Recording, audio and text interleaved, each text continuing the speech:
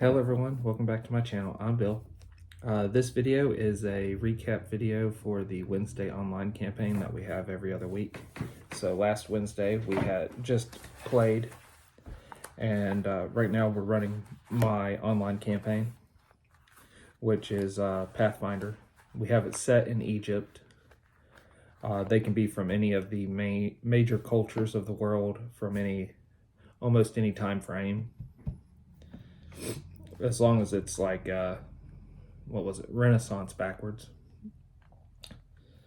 So they're in Egypt, they're messing around. On last adventure they had just gotten an artifact, and they needed to decide if they were going to give that to the benefactor that hired them or not.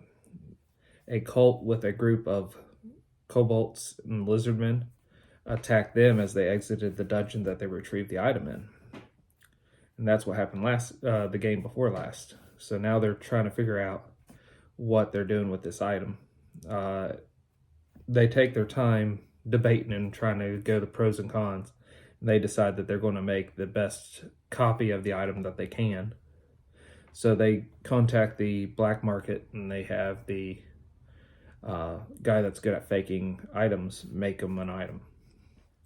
And he gave them a price range before they began, and they picked the top of the dollar price range.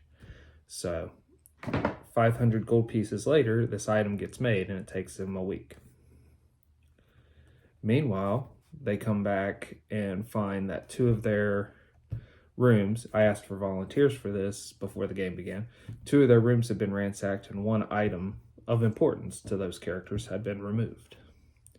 It turns out that one of the characters selected a minor artifact-like item, so it's penalizing him by him not having it. And I'm debating on how, because I told him what it would do originally when it happened, but now I'm debating on how severe that should be, because we do go 2 weeks between games, and I don't need it to drop his effectiveness 100% to 0 by four weeks going by before he retrieves it.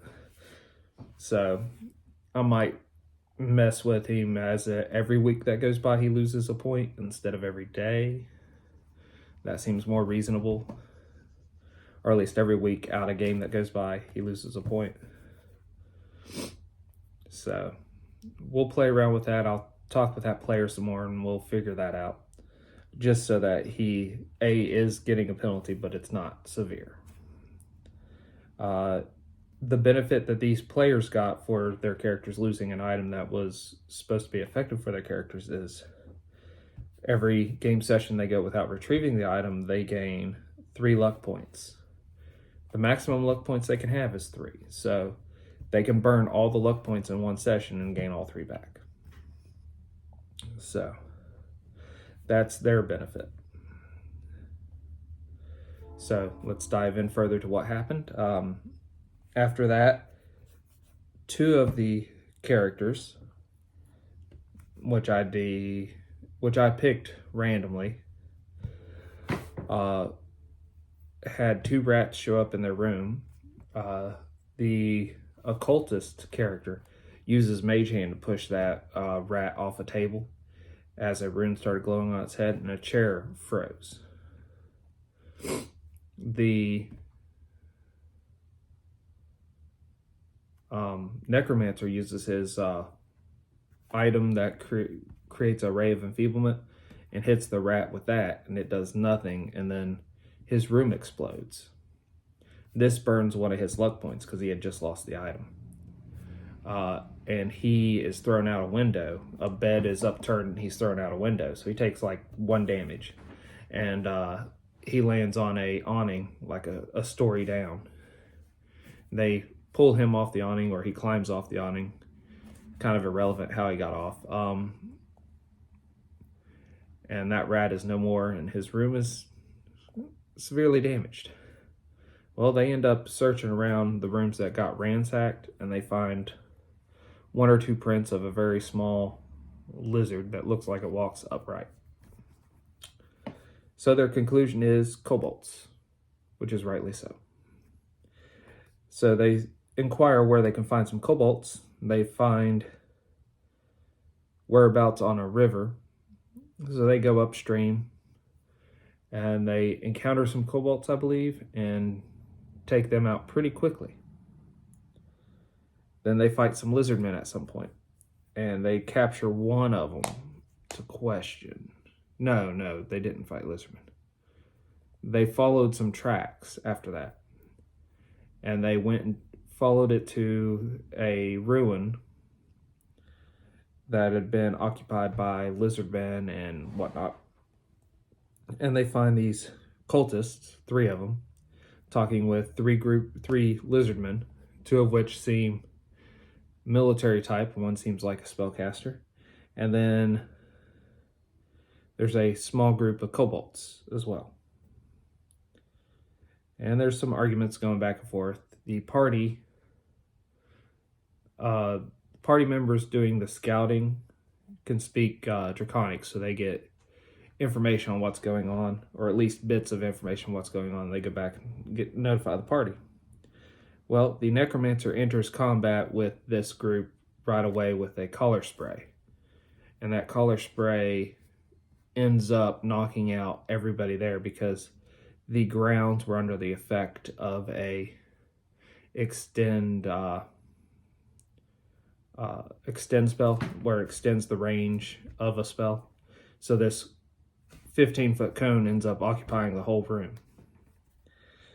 And so they proceed to pretty much kill everybody pretty quickly with coup de grace. They leave one lizard man and they tie him up and they capture him. They pump him for information before they kill him. 2 party members go exploring start to explore the rest of this dungeon. Players that played, I didn't go into greater detail, but there was more dungeon left to explore. You all just went down some corridors into some rooms and then came back. There are more corridors and more rooms.